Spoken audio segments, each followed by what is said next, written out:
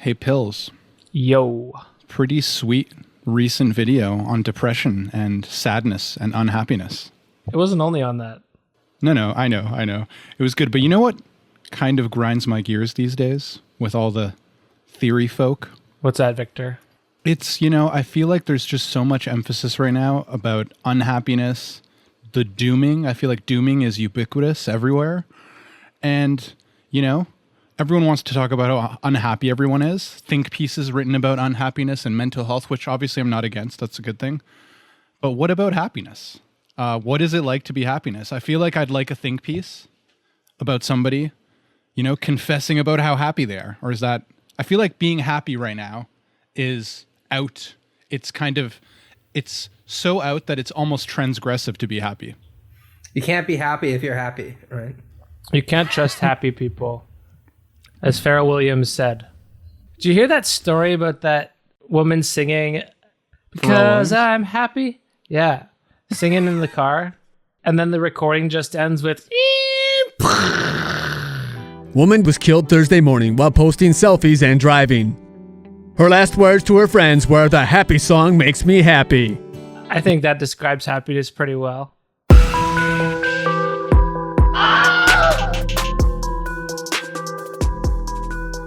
Well, I do want to say that I've only ever encountered one person who claims to be relatively content in all of pop culture, and that was Keith Richards. And when he was asked how it is that he's managed to live a long life, considering all his hedonistic habits, his exact response was, "Most people don't fucking know how to use drugs properly. You have to balance everything out every single day. A little bit of uppers, a little bit of downers. But if you get the formula just right, that's the scientific way to go about achieving happiness." Maybe he's Let right. me actually try something out here. We recently had a little bit of a Twitter debate back and forth about kind of an unrelated topic, but I think it's related a little bit because I wonder if a standpoint of like being, critical theory has this tendency to undermine things. A long time ago, we read a paper from Latour about this, right? If you remember. Episode 1. Yeah. And I feel like there's a parallel in like dooming, and like I feel like critical theory or critical approaches that are undermining other theories are very consistent and fit well with the ubiquitousness of do you remember that? It was a big news event. Okay, wait, we have to restart the conversation now.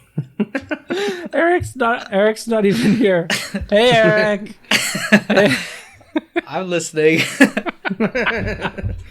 Oh God, that's funny. Speaking of drug use, I'm really hungry. I just ordered pizza. I didn't eat lunch. I didn't think I'd be doing this. Yeah, I know, you forgot. I'm not happy. Okay, welcome to Pill Pod 31, where we're very much not happy. The laughter is the mask. Believe the mask. Anyway, we're here sort of as a co-release with my most recent video, which was more about depression. Mm-hmm. And Victor takes issue with it. Victor thinks that being happy should be cool again. Make happy cool again. I think it's very cool to be a doomer right now, I think. I don't know. Does anyone disagree with me? It's hard not to be. And that makes it like totally we have a uncool. whole... Everybody wants to be a doomer and cool. So, the really cool thing is to be happy. Just fucking show up every day with a smile on your goddamn face and talk about why it is that pop music makes you, just feel great. There's a term for what we do every morning. It's called doomscrolling, when you just mainline a bunch of bad news. And I think that's what everybody's doing. How can you not be a doomer? Yeah. And I think it's operating under the assumption that discontentedness is a choice. Well, have any of you ever read Ovid's Metamorphosis? There's a joke in that I think is kind of germane here.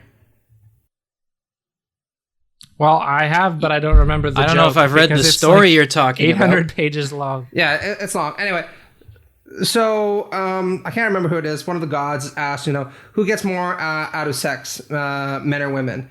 And the god says men get more out of sex than women do. And then they're asked, well, why? That doesn't seem fair. And it's like, well, men enjoy sex 10 times more than women because men expect 10 times less of it than they do. And I think that has some relevance when it comes to happiness, right? A lot of the people I know who are particularly happy tend to have low expectations when it comes to a lot of things, right? They don't go in thinking this is all got to be 100% great. They get their McDonald's and it's warm and the French fries are relatively crispy and they're like, this is a fucking good day. Whereas a lot of people I know, particularly academics, intellectuals, and artists, think that life needs to be a glorious, wonderful experiment that's going to have epic highs. And consequently, when most of life is too mundane, they get really disappointed and experience dramatic lows. Usually a lot more dramatic lows than the epic highs. So presumably Matt's in the first camp there. Oh, no, I get discontented at everything. I always expect things to be like 150%. Okay. Do you? Oh, yeah. I thought you were calling me out. I felt called out. No. That's my paranoid tendencies coming out. But the problem with these McDonald's fries that you bring up is perfect, is that they're so good, but only like the first 10 fries are good. I wonder if Eric is sitting there being like, oh, yeah, fucking fries. They progressively turn into worse and worse until like the end of the box, you might as well just throw it out. I get the same thing with potato chips. Well, I'm curious, like, so what would you guys say your default state of mind is, like veering towards like more the latter or the former of Matt's description?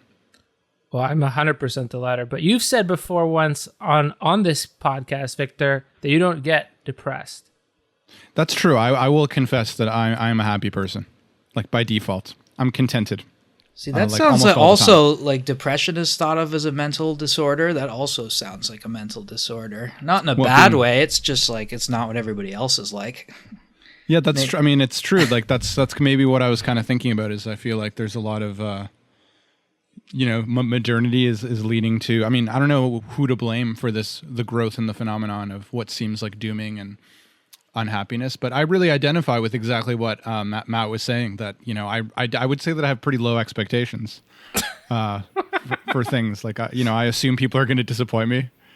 I assume, and I mean, I feel like I'm good at appreciating. I don't know, but like, what would you say are moments that like how can you guys identify like moments when you do feel like you're getting the satisfaction or like, I don't know. I mean, happiness is such a vague term anyway, right? It's like, yeah, before we get there, can we say like depression, it has a clinical definition, of course. And it's not necessarily opposed to happiness either. Yeah, I agree. I think if you've seen the video, I opposed it to like a sense of vitality. It can be exhaustion. It could be sadness. So it's not necessarily just happy versus depressed. Yeah, because I'm not personally depressed, but I think of dispositions, of the four dispositions, I'm a melancholic. So depressive might be a better description than depressed. Right. I think that actually Kierkegaard captured it best, and highlight the difference by pointing to two 90s alt-rock bands, okay? Is one of them Nirvana?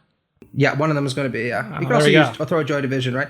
But, unhappy people tend to be disappointed in the circumstances surrounding them. But the thing is that there's a kind of fix to that, right? Which is if you change the circumstances, then the root of their unhappiness is gone, and so things will be better, right?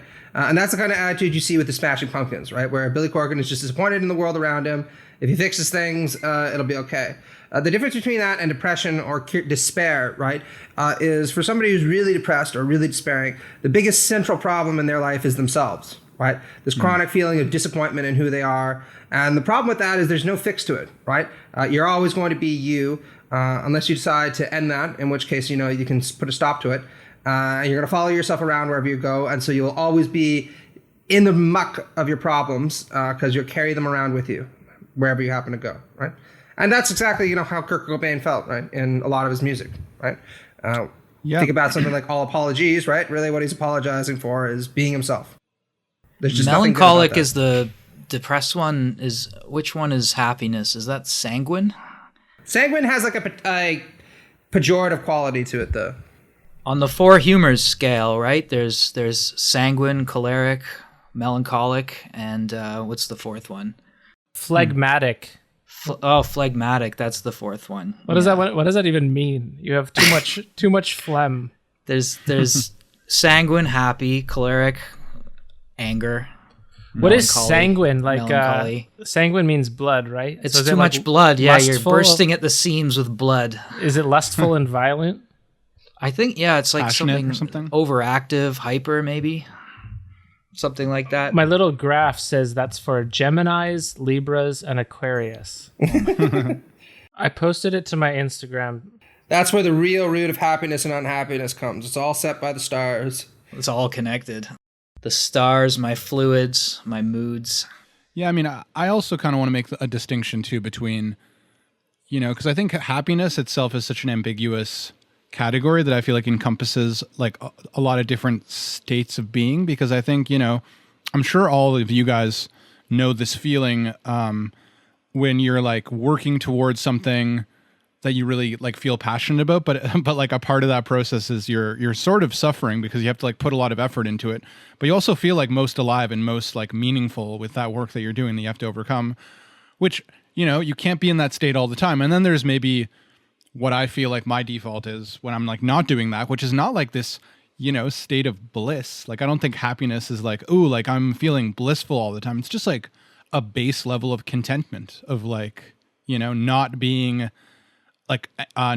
predisposed towards like depression or self-loathing or like anger or like whatever those different kinds of things are. It's just like a base level, but it's not like this kind of pleasurable eruption, right? I think, so like, I don't know, there's like that baseline, but then there's also those moments of overcoming something, which I think Nietzsche is actually very good at describing vividly, right? The putting your soul into a work and overcoming something, and like the adversity, which is both painful, it can be painful anyway, but it's also where you feel like the most meaningful states, I think, those creative kind of overcomings.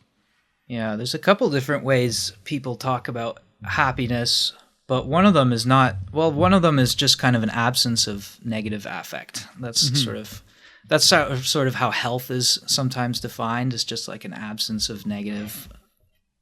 Yeah, but happiness should be like a positive state, right? But then there's two other ways that we've mentioned today already, is that happiness has something to do with balance. Happiness has something to do with like having order in your life. Yeah. It's like if you watch Dexter, that's always his thing, is like compartmentalizing and keeping things apart, and that's how he finds happiness, is things stay separate from one another and he stays in control. And then the other way is the highs and the lows, right? Happiness requires contrast. It requires lows to be seen against, which kind of contradicts the idea of balance, really, because if there's highs and lows, then there's not order there. Or maybe there is. That's interesting. I mean, it makes me think of like Greek definitions of happiness, right? Because I think ancient Greek philosophy, it's all about like the harmony of your soul, right? Like Aristotelian, you have the virtues in correct order, right? There's like, for those who don't know, right? Like Aristotle's ethics are all about finding the mean between an excess and a defect of something. So I don't know, being like generosity is a virtue, which is in between like being stingy and then being overly generous. And like the idea is all these different virtues, you have to find that balance and that harmony in between them. I do like that better. Sorry, I was gonna say, I think that Simone de Beauvoir is right in a Hegelian vein in saying that the deepest kind of happiness we can get, because there's a lot of different kinds of happiness that we can have, right? I take a kind of immediate visceral pleasure from cracking a cold beer, if that beer happens to be, it might even be a tremendous sense of personal gratification and pleasure. I'm bleeping that out until they decide to sponsor us. You should reach out. there we go. But no, what de Beauvoir points out, and I think this is really thought relevant, is if you actually think about the happiest moments of your life and you ponder how many of them you were alone for, you'd probably come up with an extremely short list, right? Whereas a lot of times the worst periods in our life immediately follow periods where we are alone, or are when we are alone, or at least when we feel alone, right? And one of the things that you point out is this demonstrates to us how it is that we need to understand our moods intersubjectively, right? Here's my olive branch to the critics of liberal atomism from a couple of weeks ago, right? You reminded me of another version of happiness, and it's in the little things. That's the other one, right? People always talk about finding happiness in the little things. often like as part of some kind of hard-headed pragmatic rant about life sucking and you never getting that quarterback position or something. Buy a fucking helmet, smoke a cigarette, find happiness in the little things, orgasms, chocolate. But I do think that's good advice, though. I mean, I usually criticize Jordan Peterson, but there was some truth to this idea that, if you find gratitude for the small pleasures that you have in life and don't feel guilty about them, that can help you get through things day by day, right?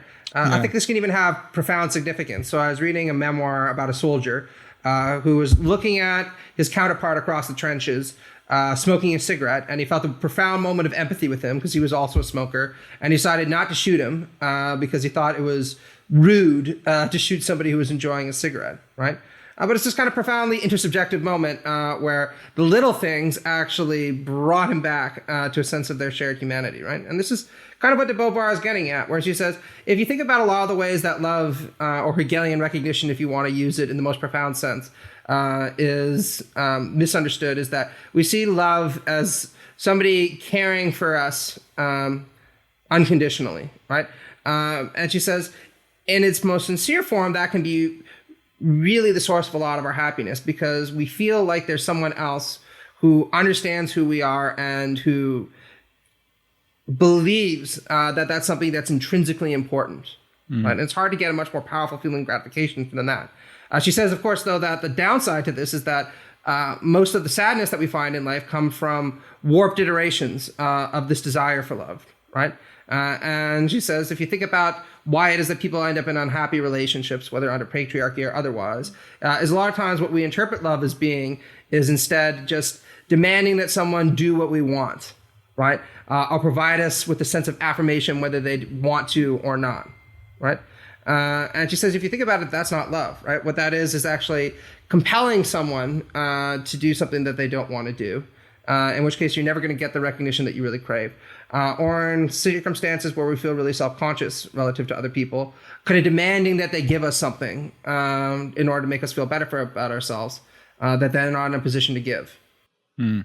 All right, so I've been writing this down, and I think anytime you say happiness generally comes from X, happiness generally comes from Y, or it's negated by X or Y, a lot of this comes down to disposition. And I mean, I would turn to psychoanalysis to try to figure out what's my disposition versus what someone else's disposition is. But as we've been talking, I wrote down a few of these. Just kill your father. It doesn't matter. Marry our mothers. I mean, you say that as a joke, but it's very clear that one of the sources of negated happiness comes from law. And I don't mean like the government's law. I mean like the law of the father, like Alien sense.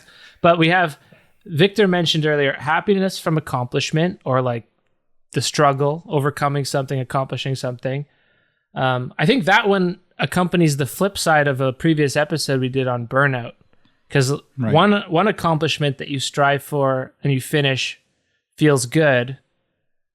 It feels pleasurable, but when there's like a mountain of just tasks and not enough recognition, which is what Simone de Beauvoir was talking about, then it becomes unhappiness. Well, it also has to be self-given, right? Because the problem in the burnout society, right, was that the world is pushing all this like achievement subjectivity onto us, right? So I think really the kind of achievement that I'm thinking of, right, are those things where it really feels like you've given yourself the and maybe it's hard to disentangle those two things, right? Like between what's actually like self-given, self-actualized versus alienated. It's almost impossible to be it's almost impossible, I suppose, if you want to be a strict kind of psychoanalytic theorist about it, to disentangle between what was actually given to you and what is like the other's desire or whatever. But well, even what you're describing is something non-alienated, something that you undertake yourself, even if it's to appease, some fiction in your head, but still, usually that produces some sort of happiness. Then there's, I'm going to finish my list. We have negated from the outside, so then it's an environmental sort of depression, which we've talked about before. Happiness from balance. This is one I think it's really foreign to moderns today. Yeah. I don't think we really consider that, but I'm glad you brought it up. The Greek sensibility It's like a good. I think holistic it's important. sense of- I'm glad you're bringing it up again, because I think that is a real contrast. I think that this is one way where I will be like a strong critic of like liberal individualism. I think that it's true that our modern capitalist liberal society, in its overemphasis on kind of individual freedom, doesn't, it's a bit awkward, or it feels a bit strange to be like, yeah, you need to have these things balanced to be happy, as opposed to, or like talking about concrete things that you could be doing to harmonize your life, because it just kind of goes against this idea that, well, you just need to find yourself and be whoever you're going to be, and it's like up to you, right? There's nothing concrete described. That shouldn't even be like a sub-argument in the balance section. Capitalism and happiness gets its own fucking section of this episode, because that's what's fucking us all up. Who's happy? What is happiness under capitalism? What has it done to it? Yeah. I think, though, like what Pill said earlier on, I think is really important, right? And we can interpret this from a Freudian standpoint as kind of an excessively stringent superego. But I'll try to use less terminologically overdetermined words, right? Because if you think about why it is that a lot of people are unhappy, right? It kind of relates back to what I was saying before, right? This sense of depression you get when you feel that it's not just that you don't have what you want, it's that you are not good enough, and you cannot be good enough, and you never will be good enough because you're you, and that's something that's polluted and bad, right? Matt is a Catholic, by the way, in case anyone was wondering. Yeah, it is. And so I can speak to this from experience, right? Because you can have this sensibility that sometimes can impose itself upon you, that all your failures and all the bad things that happen to you ultimately have their seat in you. That it relates back to your personal failings, and that consequently the best thing that could possibly happen for you is just to not be yourself any longer, right? And I do think that this comes from the excessive imposition of all those little voices you were talking about that Freud called the superego, just telling you that you're failing, it's your fault, and there's nothing that can be done about it because that's just who you are and it's what's bound to happen, right? And I think part of happiness, in the sense that you're talking about, is finding someone who helps take that away for a little while, in the way that Simone de Beauvoir was talking about, but providing you with a sense of satisfaction and contentment with the person you are by offering recognition. Yeah. I never finished my list from earlier. Oh, yeah, okay, go ahead. No, recognition was the last one. So okay. I'm glad to be interrupted, because each of them has its own relevant points. But isn't it crazy how does Catholicism just fuck up people so bad for the rest of their lives? It has a unique, the hand that rocks the cradle. It has a unique ability to do that. Could you elaborate on why you say that? As a total like non-Catholic and secular? I can recognize just people who are raised Catholic just by the amount of guilt that they feel as 30-year-old adults still to this day. Really? It's so true, isn't it? That's funny. Yeah, I mean, Freud used to say that the only people who are immune to psychoanalysis were Irish Catholics, right? And the reason was just it went so deep that there was no getting to it, right? It's just like we need fucking, years and years to excavate all the layers of fucking shit that's been repressed here. Speaking of colonialism.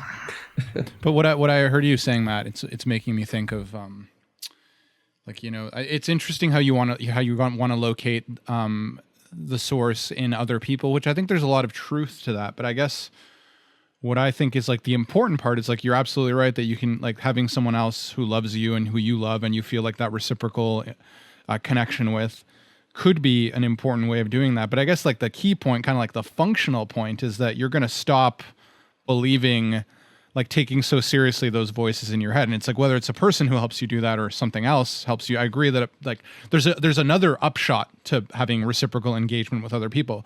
But really what we're looking for is to eliminate or not take that voice in our head so seriously, right? That like can cause sort of like debilitating, shame and debilitating judgment, self-judgment and self-loathing. And it's, that's the mechanism. Right. And so, but I agree that other people can be a way of dealing with it.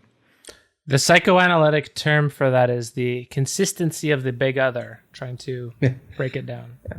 But I think it also just has like a kind of common sense quality to it, right? I mean, and this relates back to COVID, right? If I think back at the best moments of my life, right, almost none of them were by myself, right? There was maybe that one moment where I finished the StarCraft 1 campaign for the first time and I had smoked a big joint. So that was kind of sublime in its own way, but that was only it. Big joint. Right? Like the 90s, buddy. Yeah, exactly, right? But, the point being, and this was in the early 2000s there, but like everything else, involved other people in some way, shape, or form. Sometimes one person, oftentimes many people, you know what I mean? And I've been reflecting on this more during COVID, which is maybe why this de Beauvoirian notion attracts me. Because in a certain sense, we might be able to have our material needs cared for by, the state or because we have a job or what it happens to be. But a lot of people I know of speak about being very depressed in part because they miss that kind of connection, right? And I'm hoping one of the lessons that we take from this whole crisis is precisely how dependent our sense of personal gratification and happiness is on those around us. I don't know. Maybe then take people less for granted. Who knows? Yeah, no, I don't disagree with any of that. For sure, that seems right. I'm also, thinking about. Actually, my girlfriend and I have been reading this book at the Existentialist Cafe. It's like a Sarah Bakewell. It's like nice. It's nice to revisit existentialism a little bit. And one of the things that came up in that book was like the connection between Greek philosophy and existentialism as both being sort of like philosophies of self-betterment in a way. Like and I think it's kind of notable that existentialism is kind of out of vogue now. I think when you look at the history of sort of 20th century philosophy, you see existentialism emerge with Jean-Paul Sartre, Heidegger, and all these others, right? And the emphasis is on freedom. And then the connection back to Greek philosophy is specifically that came up in the part of the book I'm thinking of. It's like to Stoicism, which I think, and there's some interesting contemporary philosophers right now who do work on Stoicism. And a lot of shit ones also.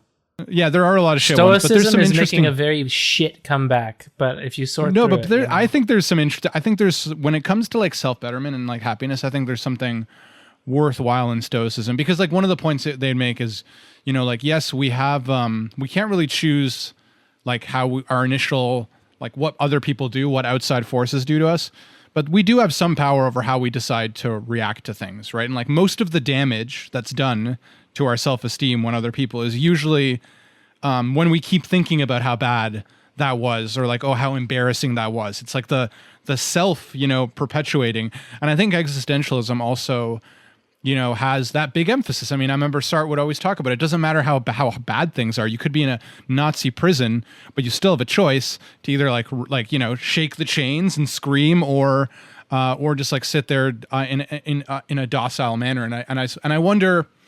And I think that what's interesting about the transition of philosophy from existentialism to kind of like post-structuralism, postmodernism is a transition towards kind of almost turning our back completely on freedom, right? Everything is about the structure, and like freedom. There's one guy, Robert Solomon, an existentialist that I really like. I listened to his lectures when I was a teenager about existentialism, and I remember he said, I really like a lot of these new post-structuralist philosophers, but I feel like it's opening up a whole new world of excuses in a certain sense for, not like, and kind of totally covering over that freedom. And it's worth mentioning that the name of those lectures was called No Excuses Existentialism. So it was like all about really emphasizing the freedom. And I think it's just interesting how now the discourse of critical philosophy, critical theory is such a strong emphasis on, the structures of society and how much weight they impose on us. But then like freedom is gone in a way. Well, it's interesting that you bring up existential freedom and stoicism in relation to happiness, because when I think of happiness and I just look at the word and I think about the word itself, it tends to mean something more connected to chance, right? When we say that was happy chance, a happy coincidence, or unhappy chance when something bad happens. And stoicism and existentialism are both very much about freedom from within, happiness from within, holding yourself away from the vicissitudes of life and being happy no matter what happens, or at least when you're taught what existential freedom is, it's like you're free in any situation, no matter what, whether you're a slave or in any kind of situation, because you can always just kill yourself or take yourself out of that situation in some kind of radical way. And that's kind of that existential freedom, which is a little bit, I don't know. But then today, and when I said capitalism and happiness, we're very much in the chance realm. It's all about Fortuna. It's all about making big bucks. That's what makes you happy. Money buys happiness, and you have to be one of the lucky ones. who gets born into wealth, or else you're one of the unlucky, unhappy 90% who just struggle every day to put food on the table. Fortuna, yes, but Machiavelli always said that Fortuna, you have to grab it and seize it when it comes. Oh, with she's your freedom. a woman and you have to beat her into submission? Is that what he said about that? That's he did great. say that, actually. Oh, and what did Bacon Don't say dwell on about it, nature? Nature is a woman and we have to torture her to get her secrets out of her? Yes, the sexism is problematic, but that's beside the point. I mean, There's the a point huge is that sexist element, because what is happiness associated with? It's associated with smiling. We look at unhappy people as ungrateful. That's always the right-wing line, right? Is that they're ungrateful, smile, babe. And there's a huge sexist element to happiness in our society too. That's interesting. Yeah. And if you think of happiness as balance, and our society seems out of balance in so many ways, how can it produce happy subjects? How can I be happy when there's such wealth disparity in the world, for example? Yeah, and this is why it says that maybe the whole notion of merit needs to be not get thrown away, but at least seriously questioned, right? Because it's not just that society is unfair, and that generates a lot of happiness. That absolutely does. It's just that this whole notion that we have to have a competition for winners and losers that produces winners and losers generates a tremendous amount of unhappiness. I just wanted to say something that speaks to like what Victor was saying earlier about existentialism, though, and actually kind of agrees with you in a certain way. Because I think Eric is right that the problem with a lot of this be grateful, don't show resentment, recognize your freedom rhetoric is it can very easily be appropriated for highly reactionary causes, and has. Yeah, right? Absolutely. I do think, though, that there is a certain amount of truth, and Wendy Brown also points this out in her own reflections on Nietzsche, right, to the contention that if you start to define yourself exclusively by all the things that oppress, depress, and seem to get in your way, then you're very quickly going to just be defined by everything that's wrong in the world around you, right? And you don't want to allow that to happen because, if anything, that allows the forces of oppression to win, right? Now, what the solution to that is, I'm not sure, right? But I think we can all imagine people who are like this. In fact, I know some of them, right? Yeah, I know a lot of those. Yeah, everything is wrong with the world. Everything is bad. They can't do anything about it. So why even try? Right. Well, you kind of took the words out of my mouth, because that was exactly the point I wanted to make, because I did want to be really clear here that I'm not like defending some naive, like, gotta pure clean your freedom fucking individual. room, all you losers. Like I'm definitely not, but I guess, actually, it kind of connects to the balance point. I just feel like right now there's just such a strong emphasis on like exactly like the Wendy Brown point on everything. We're a victim of everything around us, which there's a truth to it, but I think like thinking of ourselves like that also has a potentially deleterious effect on ourselves. Yeah. I mean, I can think that the times in my life where I was most unhappy and I felt most hard done by, right? Sometimes I could get outraged by it and kind of strike back, right? But it was usually a point where I felt there's really just nothing I could do, right? I wasn't gonna be able to overcome the problems that I was faced with, so there was really no point in trying. So I should just give up because the whole situation is just too shitty, right? Yeah, and yeah, sorry. Well, I just want to also add, like, defend, because I think also Sartre gets, I think he gets a bit strawman sometimes, because I do think he, like, a big aspect is, he never said that we have like radical freedom to do whatever. He's like, you can't control the situation that you're in. Like, capitalism is part of the situation, right? Like the ideology, like our psychology, all of that is part of our situation. But he still very much wants to defend that there's like a core that is still ours for the taking, that we can do something with it. I want to question that core set, because I think when you're defining it in this other or lack of recognition versus recognition sense of like, I'm not getting the thing from the world that I need, that sounds a little bit alien to what I describe as probably more like dread, which is an unhappiness just from existing. All right. Well, I don't want to get too anecdotal here, but as a more introverted person, when whether or not I'm getting recognition from other people, there's also a sense of a disposition that I have towards the world that's not that, and it's not precisely that the world's hostile, but more like the whole thing is profoundly indifferent. Like the world itself is on the verge of of collapse. Like it's held together by this little bit of will, and in the future it's already collapsed. That's the destiny of the world and the universe, is to be nothing. But for now there's some little bit of remaining force holding it together. We're not free. We can't hold it together. And this fleeting temporality, paradoxically, on the other hand, is what makes it special. But I don't draw my sense of unhappiness from saying capitalism's bad more than that like subtle feeling of dread that kind of underlies experience. It's like, yeah, it's funny because literally everything you said I agree with. Like I think that everything that you said is true, but I just But think do you that's not funny. feel Like, that? I don't know. I don't like it doesn't I've I would say the only time I really like feel that occasionally is like if I have a hard time sleeping or something. Sometimes I'll like meditate on my own mortality and how I'm gonna like, one day I'm just gonna be nothing, like non-existent, and it's like that gives me like a little moment of like a pit in my stomach, a little bit of dread. But overall, I just feel privileged to be alive and to get to experience at all.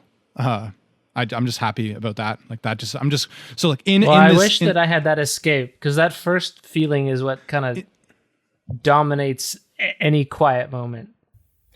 I think that's actually really important, though, Victor. And like I'll kind of build upon the Sartrean point you're making with reference to a book by Elie Wiesel called Night, right? So Elie Wiesel was a Romanian Jew who ended up being taken to Auschwitz. His whole family was killed. And then they were marched back to Germany, where almost everyone else in the camp ended up perishing, right? And the book is, amongst other things, a really profound rumination on what it means to be happy in the face of like these kind of abyssal situations, right? And what you kind of notice is that there really is a kind of Sartrean flavor to some of this. Because, of course, these people were under a system of unbelievable oppression, and it's hard to imagine a much more oppressive situation, right? But people could still choose in that kind of situation to a certain degree how they were going to respond to this, right? Whether they were going to continue to value their life and other people's life around them by demonstrating small acts of kindness to others, right? Or whether or not they were just going to take this kind of cynical attitude that nothing mattered, including themselves. The only thing that was important was kind of eking out one day at a time, right? Oh my God, we're on a slippery slope here. Well, it's a very difficult thing, and this is one of the point about Night, right? Which is that there's a very thin line between these two positions, right? But one of the things that Wiesel points out is that it's the people who still kind of felt that something mattered and that chose to act upon that typically did better than the cynics, right? Because the cynics, as soon as, almost ironically, constantly talked about how something bad was going to happen. And then they felt affirmed by that when the worst did occur and their whole world collapsed. Yeah, you keep bringing this back to choice and decision. And I'm saying, what I'm describing, at least for myself, it's not a choice and it's not a conscious choice for sure. It's a disposition. Yeah, no, that minimal happiness coming with it. Like can we get through an episode on happiness without saying, oh, I'm just happy to be alive, or I'm just thankful for my life and that I can do at all. You know what? There's already a word for that. Right. You know what it is? It's called bare life. That's the word for that. And it's not fucking happiness. It's just existing. Great. I exist in my capitalist society and I am thankful for it. That's called bare life. It's not just, but I think that's not flourishing. That's not a positive description of happiness. That's just like, well, at least you're not dead. But well, I mean, I would say that it's. I mean, that's not exactly the position I would hold about. It's more a reaction to that insight that Pills was talking about, like that dark insight about like the nothingness out there is like. It's not so much that I'm just happy to be alive, but in reaction to that, I guess my feeling is just like, sweet, and all that blackness. I got to be a blip of consciousness, and like that, I don't know, that's like, that's not the only reason I'm happy. Obviously, that's not like the thing that sustains my happiness, but that's specific to when I have those dread insights about like the nothingness and the blackness of existence. Well, I also don't want to be melodramatic and say like I walk around life like this all the time, but when things make me start thinking in cosmological terms. No, I mean when I start getting excited about something, then I just know it's like 10 hours away. I'm going to start feeling that other way pretty quick.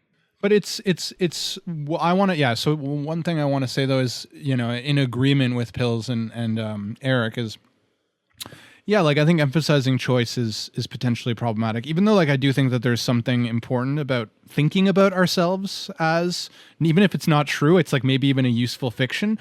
But the other thing it's like worth considering is like, there is probably just a lot of luck. Like I'm probably just for some reason dispositionally contented, and like, that's not because of any choices I'm making, right? Like I'm not making choices that like you guys or whatever aren't making. It's just, I just won the lottery for some reason. My parents, who knows what it is, right? Like genetic parent, like, I don't know, but like, so yeah, like we have to consider that as definitely like a real possibility. I want to put it a somewhat different way, right? Because one of the people that really inspire me when it comes to a lot of these things is Erich Fromm, right? Who also wrote in the context of Nazi Germany, right? And the way that he relates choice back to happiness is in this kind of artful way, right? Where he says, if you think about who people are, right, what makes them an individual is the decisions that they make, right? And if you're someone who takes joy in other people, then you want them to be more of who they are, which means that you want them to have the freedom to make the kind of choices that they're going to make, right? And this is why real love is about understanding and empathizing with somebody for who they are rather than who you want to be. Since, of course, if you don't care for them, unless they're who you want to be, you're taking that kind of choice away from them, right? But one of the things that he says exemplified Nazism at its core was precisely this terror at freedom, right? Which in turn leads to this belief that the fundamental problem with the world is that there are too many individuals making choices that I don't understand, don't like out there, and I need total control over it. And one of the things that Fromm says is that this is only going to end up in a nihilistic kind of attitude that reveres death, because ultimately death is the ultimate form order can take, right? It's a world stripped of freedom, individuality, and the possibility for ever being disappointed, right? Which is why he says eventually fascism is going to end with sending people to death camps, even though on the surface it seems like being about nationalism and all this kind of stuff. And I really think that there's some truth to that, right? Which is why when Wiesel says, when you're in these kind of circumstances and you make a choice to be a good person in the very limited way that you can to another person, it's reflective of a very important point about happiness, which is that happiness comes from acknowledging the other and then to yourself as someone who matters, right? As who they are, not as what you want them to be. Yeah, but what if it's not about the other? What if the universe is the other and the universe is a horrible dark god? Xanadu is out there and just, his name? Cthulhu. Cthulhu's just fucking... Hitler comes along just like any other government really does, and when they're tapping into, I don't know if you can call it unhappiness or some kind of deep sadness, and offering a scapegoat, offering a way out of some terrible situation. How about discontents? Yeah, the discontents of society. If that situation gets out of hand, then a little demagoguery is going to go a long way, and you're going to be able to convince people either to sign some kind of New Deal or to help establish some kind of concentration camps. And it's I guess it makes the psychoanalytic lesson that you learn from watching something like Century of the Self is that unhappiness makes people very pliable. And psychoanalysis, right, in concert with things like advertising and even just all kinds of like media and political messaging, propaganda and public relations, making people unhappy makes them pliable. That's a very important point. And it's dangerous when it gets out of hand. Yeah. Like we're seeing it now.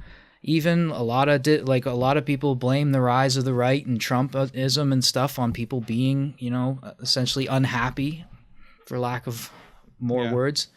But yeah, it's we should be skeptical of the happiness being offered to us all the time. That's if critical theory is about questioning everything, as Adorno says, then we should question, and what kinds of happiness are we closer to in our day-to-day lives than the shit we see in commercials, the stuff we're promised by the sort of market that we live in, the lifestyles that are modeled for us, and the ways we're, I guess, what they used to think of as the ways we're programmed to consume through attaching products to images and lifestyles and affects like happiness or things like that. Like we, as critical theorists, or as doing a critical theory podcast, a skepticism towards happiness, in a way, it's hard to be happy with that, because is it the authentic thing, or is it liquid happiness? Is it drug happy? Is it happy pills?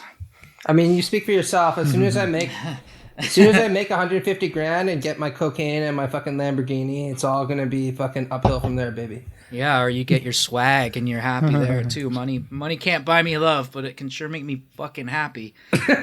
Well, I just want to say to anyone out there who faces the abyss and it stares at you and you feel hollow inside, honestly, the reason that I do read, like, enjoy, talk about philosophy is because it's the only thing that kind of answers that.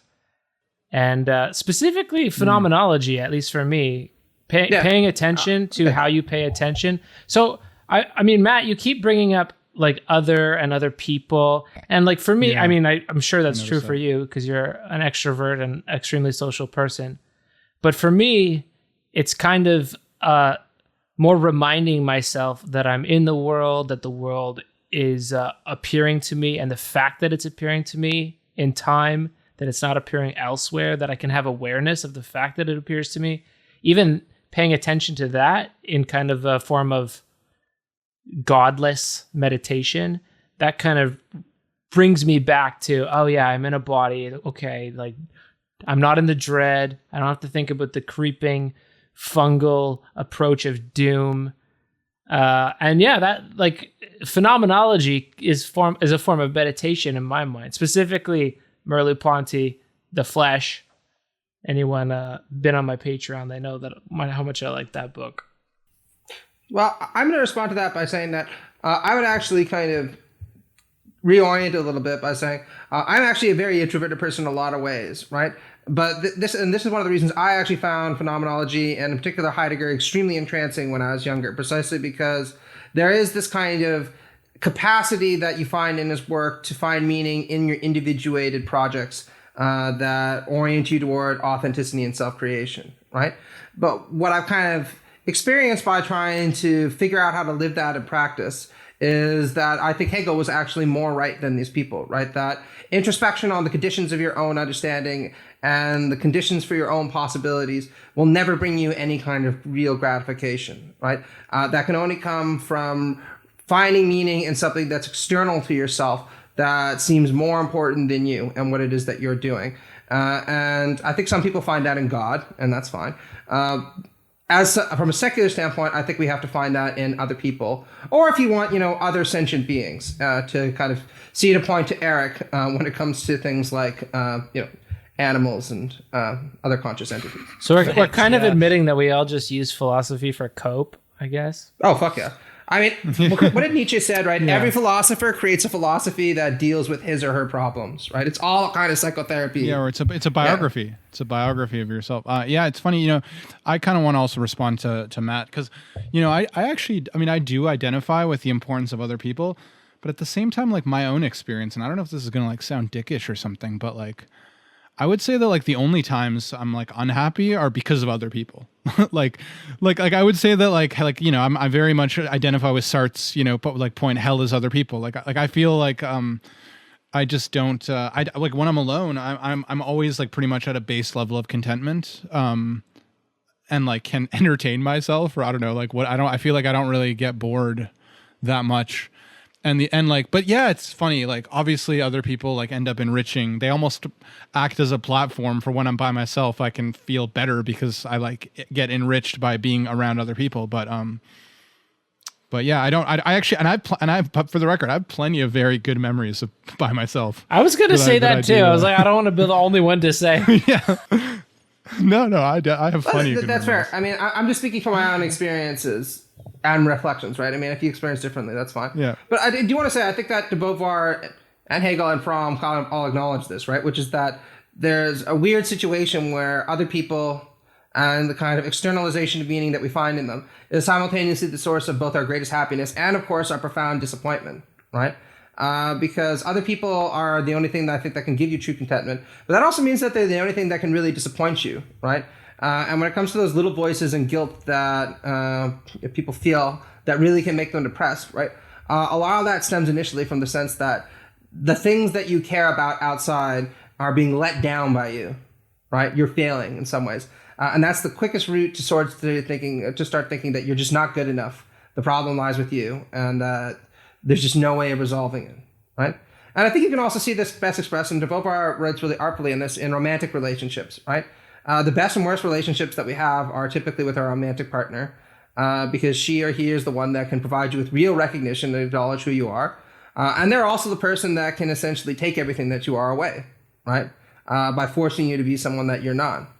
Along the line of the sort of Lovecraftian void and staring into the abyss and sort of naming this fundamental negative, I don't know, tendency inside of people. There's a whole sort of aesthetic, like, subcultures that seem to find happiness in sadness, finding happiness in melancholy. And, you know, you think of like the Gothic sensibilities, right? Of all the way from Gothic novels of the past to horror movies today to the sort of Gothic movement and people who enjoy that sort of aesthetic, finding the happiness in the gross things or the icky things or the melancholic things. I mean, that's like going full contradiction there. Now it's not even like happiness is avoiding suffering. Oh no, there's happiness, but it has to come with suffering. Oh, now there's happiness in suffering. Suffering is a kind of happiness, or at least the aesthetic quality of it insofar as it defines these genres and subcultures. There's a happiness. Even Nirvana, they sing, I miss the comfort in being sad and things like that all the time. It's like depression is a source of comfort for people in many ways. Yeah, well, which it makes me think that happiness is like the wrong word sometimes. That like, you know, like it's like maybe fulfillment would be like a more apt term to use for some of these examples you're bringing up. And it's the society that encourages chasing your dreams and chasing happiness that has more suicides than any other culture. Right. Well, that's exactly my point about like the word happiness. Like, I don't think that we're aiming. I mean, because if you equate happiness with like that kind of capitalist, like, you know, modern dream, then yeah, like I don't think that's definitely not what I'm talking about when I think about happiness or fulfillment or whatever. But I want to say also, just related to this, that Pills made a video about David Foster Wallace. And I mean, he pointed out really accurately that starting in the 1990s, there was a real industry and a commodification of sadness that started to emerge, and that very quickly vulgarized it, right? You know, and he said, you know, in one very chilling interview, since he did end up taking his own life, that people are now starting to realize that suicide can be a good career move, right? Because you can become an icon. You know, you can become the next Kurt Cobain or Ian Curtis or Mark Fisher, right? By having these legions of sad people line up to listen and absorb what you're doing, because they think it's going to reveal some transcendent truth. When the sad reality, of course, is that a lot of people who end up taking their own life feel exactly that they're the last person that anybody should be listening to, because they're just not good enough. And Mark Fisher also wrote about this very eloquently in his book on hauntology and depression, right? That the kind of problem with the commodification of sadness is that it takes the very last dignity from depression away from you, right? Since now you can't be sure that you're not just performing depression as some kind of career move, right? If you're a well-known enough figure. And that's really got to be a crappy feeling, right? To know that if I feel sad, it might just be because I'm kind of projecting this desire to appear upset to other people so that they'll be attracted to me and find something profound in what I'm doing. Right? You're bringing up an important point, I think, because one observation that we might make between like sort of modern versus ancient conceptions of happiness, right, is like, you know, Aristotle used that word eudaimonia to talk about happiness, and is like basically meant like beautiful life. Like there's like it's like this person is living a beautiful life, and it's like, you know, and I think to some extent the Greeks looked up to people who were living this beautiful life. It's like that's like much more of a Greek value. But nowadays, I feel like the people we look up to, right, the figures that we're like, look at, is like this heroic person who's actually miserable, like this heroic artist who's going through all this suffering, like. And guilty as charged. Like, I mean, I revered a lot of those people. Like I fucking like wore out my Nirvana records, just like. And nobody really like looks up culturally. Like I would say, like culturally right now, like someone who's living like some beat where you're like, man, that guy's got it together. Like he's living a balanced life, or that girl's living like this beautiful life. Like that has no currency. I feel like today. To some extent, like, I think the people that admire David Foster Wallace are far fewer in number than the people that admire Jake Paul. But do you think that people actually think that Jake Paul is living a beautiful life? Like I don't think that that's what they admire about him. It doesn't matter. It's the fantasy that matters. I don't even know who Jake Paul is. I think, is he the boxing one or the other one? He's the boxing one, I think. Yeah. Happiness is fantasy. I gotta say, inject into your intervention into Greeks. Achilles was emo as fuck. That's First true. of all, That's true. That's true. he's yeah. beating his breast and whining and crying, and he's crying until Hector will come out and fight him. But B, I think even the valorization of, I think we would call it this kind of a cult of authenticity, sort of Fisher, Yeah. Foster Wallace, Kurt Cobain. They're more authentic because they actually did the deed, you know? Yeah. I think that might come more from recognition. Almost like the person who has off themselves recognizes what you feel. Right. That's true. Yeah, Mark Fisher put it really, really depressingly, where he said, you become, like, in this really despairing way, and can't remember what essay he said, where he was like, if you become a popular enough person, you start to realize that there are some people who want you to commit suicide to prove to them that you were really sad, right? Like, I'm your fan, show me that you really meant it, right? Because that way I could continue to revere you. And that's a really fucking perverse thing to imagine, right? I'm not sure if this was just in his head, as a result of like kind of imbibing this culture. But the fact that somebody could reach that conclusion is really telling about the kind of weird fetishization of sadness that Victor was talking about, right? I'd just like to point out, I think we're at the point now where we have said the big S word enough times that we're going to probably have to put a proviso at the beginning of this episode. And so it's going to be like, Pill Pod, episode on happiness. Warning, we discuss suicide quite often. People are going to look at that and be like, what the fuck is happening on this podcast? Hey, you were the only one who said the word. Now we can't put it on YouTube. Don't you remember what Zizek said? Zizek had this funny line in his recent book where he's like, sometimes people take a great satisfaction out of the fact that they can commit suicide, right? Fucking, what did he say? Is like, you know, you sit there and you think, oh man, I got a lot of problems in my life. I got to pay my taxes. My life is going to leave me. Nope. Just going to fucking opt out, right? Well, it's funny. Didn't Zizek say that for him, you know, he wanted to commit suicide, but then he realized he had to like finish his book or something? What was that about? Or? Oh no, his psychoanalyst was like, well, you already paid for your next session, so you might as well wait till next week. And he's like, oh, fine. And then, you know, the psychoanalyst was like, well, you've already paid for the next session, so... And, you know, Zizek, he put it in his inimitable way, because he was like, it wasn't just that he didn't want to lose his money. It's just like, well, I'm not going to let you fucking cheat me, you bastard. You know, you don't get a fucking free session out of me.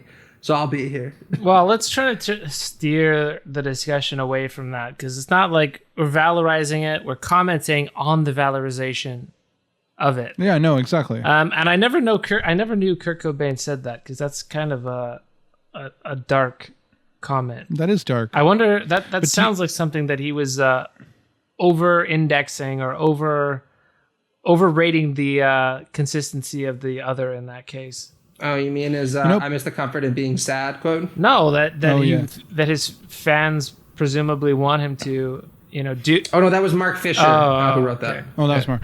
But Pills, you know, I think you actually like kind of touched on something important when you were mentioning the contrast between, like, you mentioned Jake Paul, and this connects to some of your earlier videos and commentary about like social media. You know, and I wonder whether like, and then you said authenticity, and I think that's such an important connective point, because perhaps what's really valorized today, right? Because there's like a bifurcation of cultural currency, right? Like the social media, the image, this like happy capitalist life with like, you know, sunshine and poolside drinks and like, you know, attractive people. Yeah. Like that's like, yeah, Wolf of Wall Street, right? That's like one image. And then there's the reaction to that image, which is the valorization of the authentic, which is actually to be miserable about like how stupid all the shit is. Yeah, but offing like yourself's the one thing you can't fake. That has to be. Okay. It's like the one authentic action that's guaranteed. So that's what you meant by authentic. guess Because I was there's actually truth to thinking that, about it in a broader sense that just. Well, yeah, broaden it. We want to get away from that. Yeah, I mean, topic, so like, I mean, when I say broaden it, I mean like, you know, people who are not actually like doing the act of offering themselves, but, you know, just certain artistic types who are like suffering for their craft and are miserable with the conditions. There's an authenticity to them that I think is a reaction, an appropriate reaction to that like hyper real image of like social media.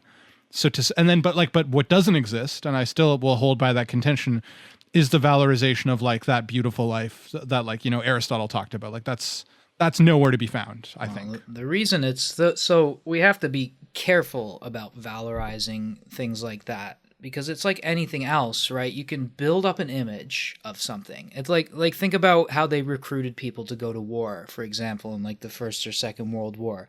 Like they present it as this like beautiful thing and this achievement, and you're so manly and self-possessed for being able to do it. But the problem is it's not really about the individuals who join up, because they're not the ones who are going to be there afterwards to experience those feelings. They're going to be the ones who don't make it back. They're going to be the ones with some kind of irreversible condition afterward, and they won't be able to enjoy it. So valorizing it is a very ethically unsound thing to do. Valorizing what? Well, I'm trying to use going away to war as a metaphor for suicide, but okay. Blew it up. But I was trying to get away from that, but okay. I think this is an important discussion, though, because I mean, when we're trying to ask, what does it mean to be happy, we really do have to interrogate why it is that our culture, or at least significant elements of our culture, seem fixated on sadness and depression, and even try to valorize it, right? Because that's a telling indicator that something's wrong, right? I mean, if you want a really warped example of this, and I've got lots of them, David Foster Wallace, near the end of his life, said that one of the things that he felt pressure to do was say that he did heroin, because even though he was an alcoholic, he understood that some kinds of addiction were more sexy, as he put it, right?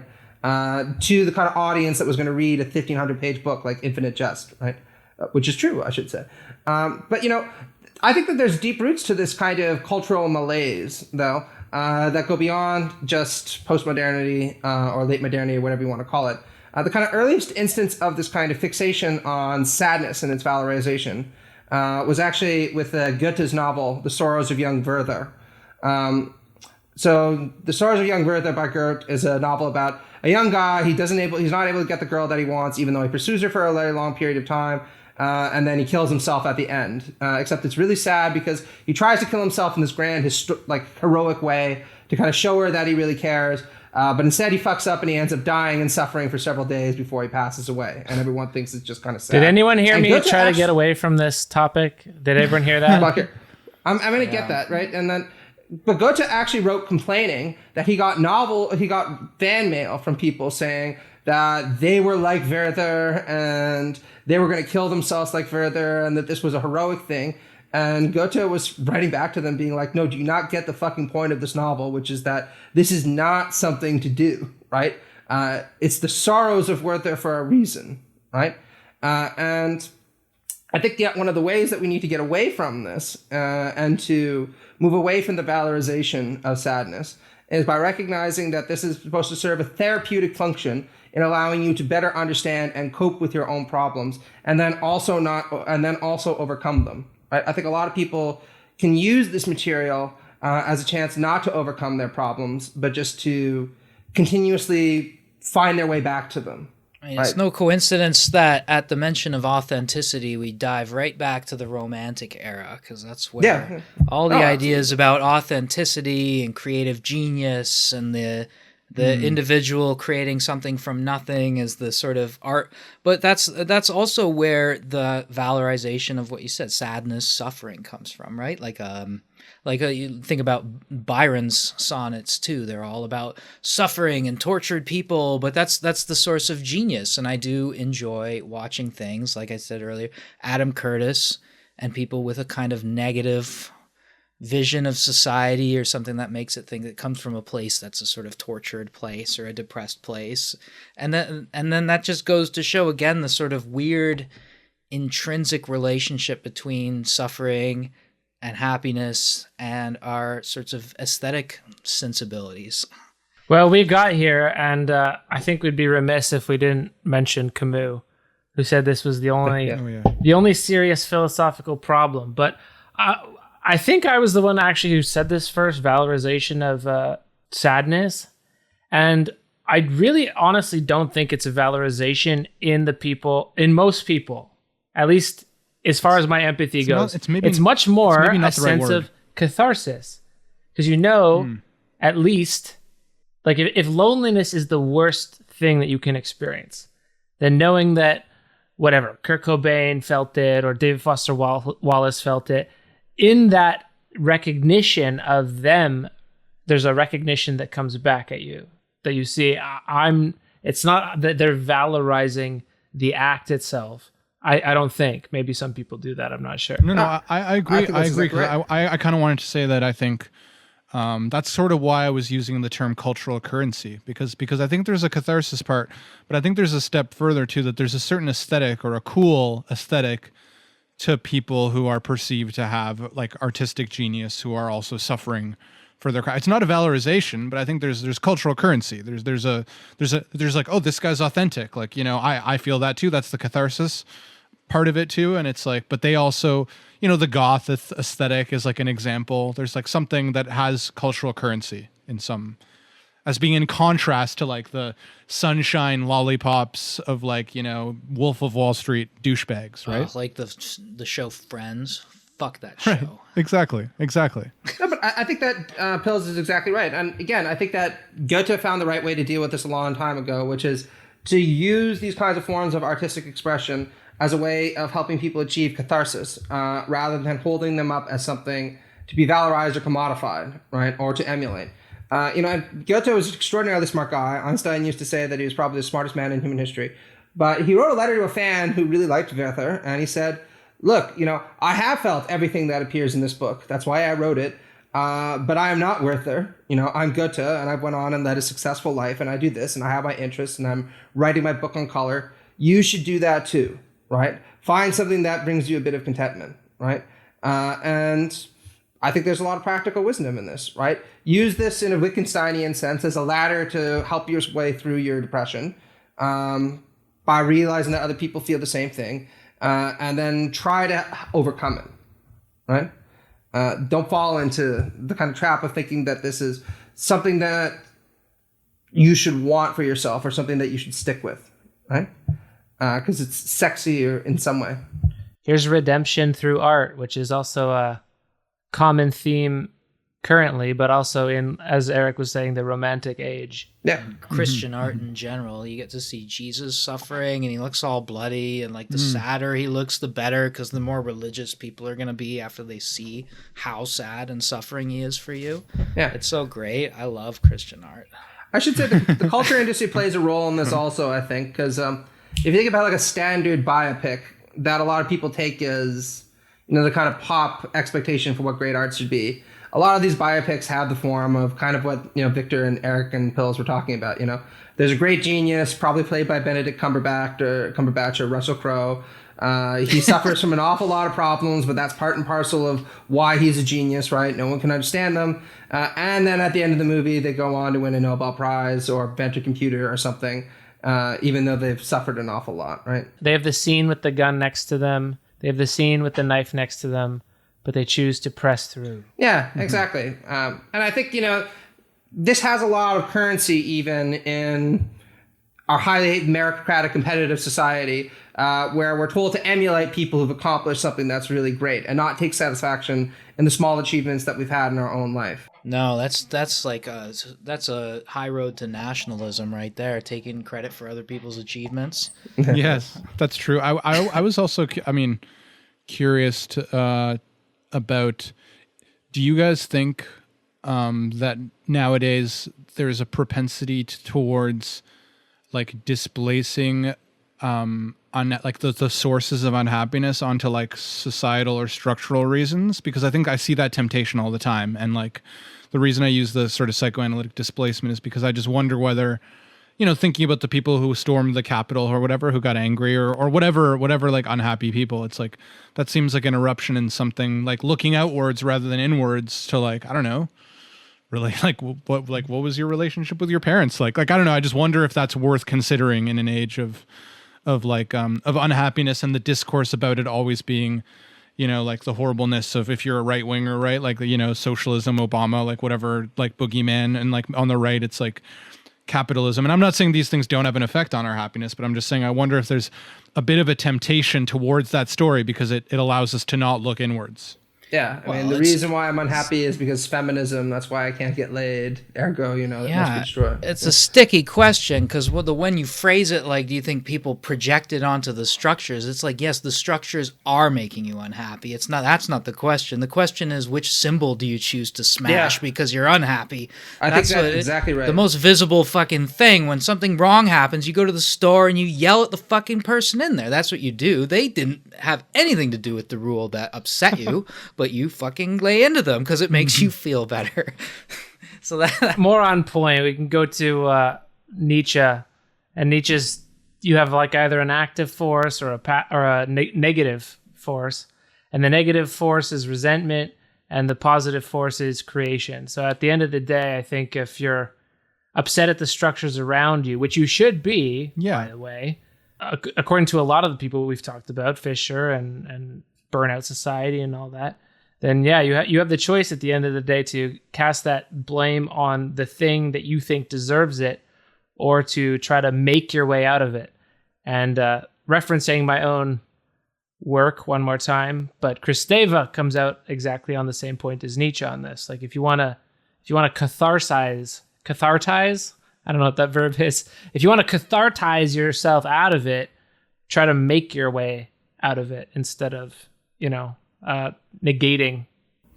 Yeah, I want to say I completely agree with what Eric said, and I think that this is where it gets really tricky, right? Because on the one hand, it can be very tempting to depoliticize the sources of our unhappiness, which is what a lot of reactionaries do, right? Which is to say, don't project blame onto contemporary institutions for what's going on with your life or why you're unhappy. Look inward, right? Pick yourself up and change your life. You can do it, right? And I think that's a really dangerous thing to say. And it's also wrong, right? A lot of times the reasons people are unhappy does have its root in unjust social structures, right? Where I do think that, it becomes problematic, though, is what people choose to locate as the source for their unhappiness, right? If they're choosing to locate the source of their unhappiness in things that genuinely are unjust and problematic, that's fine. Those energies are channeled in the right place. And I think everything from like the civil rights movement through to, the movement to end apartheid has its root in this kind of sentiment, right? If they're choosing to locate the roots of their unhappiness in something like anti-Semitism or racism or feminism, that's much more problematic. Immigrants and colleges. God, this is like the second time in this podcast where I feel like something I've said has been made to sound reactionary. No, I don't think you feel that way. I'm just saying that I think Eric is right that it's problematic to sit there and just say the solution to your problem is. I agree, but let me try to hedge a little bit, because I think really what I mean is I was just riffing and trying to No, expand the I know. question. No, but I agree. I mean, I think it's an important point, but I also, we're all four of us here are sympathetic to psychoanalytic theory, and I wonder, don't we think, like, as all of us being sympathetic, that like we all must be somewhat convinced that like our relationship growing up has a huge impact on our psyche later on. Oh yeah. So I'm not saying that it's our fault, but I'm just saying, like, if we start to just blame everything on external forces, like as unjust. I mean, I think we should condemn external forces because they're unjust, not because they're making me like psychologically unhappy, just because they're an unjust arrangement based on whatever judgment we use. But I think there's like if we're sympathetic to psychoanalytic theory, I mean, surely there's reason to think about our relationship with our parents and all these things that happened before, and I think it can be plausibly convenient to not want to look at that and just be like, well, let's look at capitalism. That's why I'm so unhappy. Oh, Victor, of course. I agree with you, of course. If we're saying psychoanalysis in that frame, it never ends with your relationship with your parents. That's true. That's where Of it course, starts. of course. That's where you develop the patterns. That's where you signify certain things as above others or lower than others or more consistently than others or not.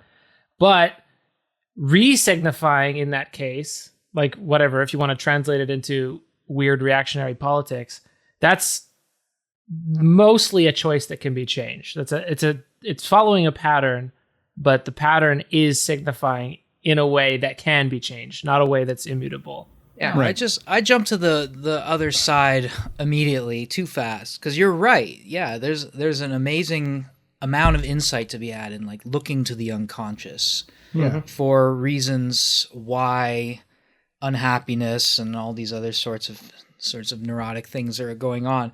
But also the only reason is I just don't want to give in also to the opposite, which is psychologizing unhappiness, pathologizing unhappiness too quickly as well. Because that's, again, sorry, I'm fresh off of Century of the Self, so I have all these problems with it.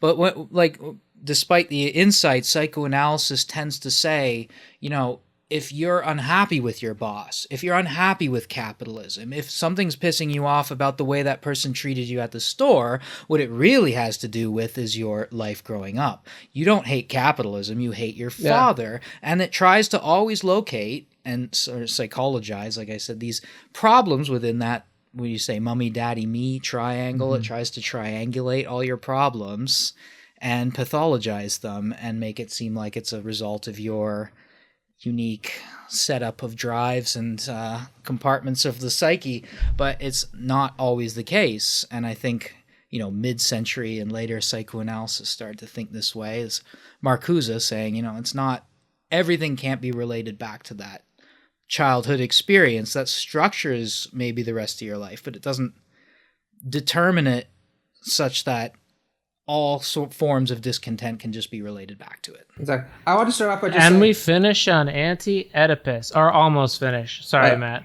No, I did want to say that I feel really resentful that Victor is saying that I can't blame myself for all my problems. As a Reformed Roman Catholic, not only am I going to blame myself for my problems, I feel like I should be blaming myself for your problems and Eric's problems, and I'll fucking bear them all, like that cross that I was told I should fucking bear. I just want to say, I think that Fromm is really right about this, right? And he has there's serious problems with this in a psychoanalytic take, but I usually use him and Zizek as models for what a kind of emancipatory and political psychoanalysis can be, right? Because one of the things that he says is, like, there's no doubt that the roots of a huge amount of our traumas lie in childhood, right?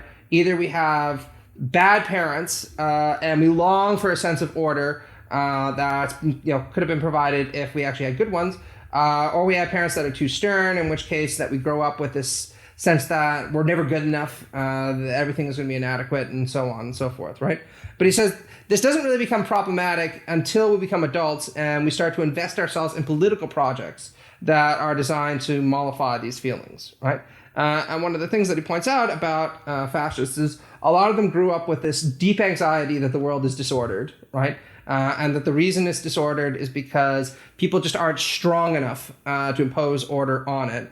And so what's needed is precisely a paternal father figure who's going to come in and set things right by taking away all the dangerous forms of freedom and individuality that they see in their society. And of course, that's one of the psychoanalytic appeals, psychoanalytic explanations for the appeal of fascism, right? And I think that's where you make the connection, right? Yes, these might be problems in youth, and maybe we can look it back there. But it definitely has bearing later on when we're trying to see about why people invest themselves in certain kinds of political projects. And what we want to do is direct them, if they do have these kinds of problems, towards healthier kinds of political resolutions to their difficulties, right? Yeah, that's good. I mean, I think ultimately what we've come to is, we have to hold like two truths at the same time, partially, right? About the causes of various things, or multiple truths, which should be our job as academic thinkers. Two truths, one cup, right? Well, does everybody feel pretty? Again, happy? What's the verb? Catheterized? Catheterized? Catheterized. Catheterized. I just want to clarify that you shouldn't go yell at anyone working in a grocery store or a bank or anything. I was being sarcastic. I think everyone got that, man. Eric is telling you that if you have a problem, just take it out on the person who's one rung below the social hierarchy than you. I just wanted take it out on the record, fucking cashier. Do not yell at them. Do not storm the Capitol. Also, don't kill yourself, please. Those are not constructive ways of dealing with your problems. Yeah. Anyway, speaking of others not making me happy, you guys want to play some Axis and Allies? Right now? Yeah. Yes, I do. Yes, of course I want to play. I can't wait. I called Germany. So we're catheterized with our catheters. Catheterized. Everybody good? All right. Tube in your dick. I'll see you guys next week. See ya. Hey, Eric, if you're free, you should come talk to me about Adam Curtis on my stream on Friday. Oh yeah. All right. I'm down.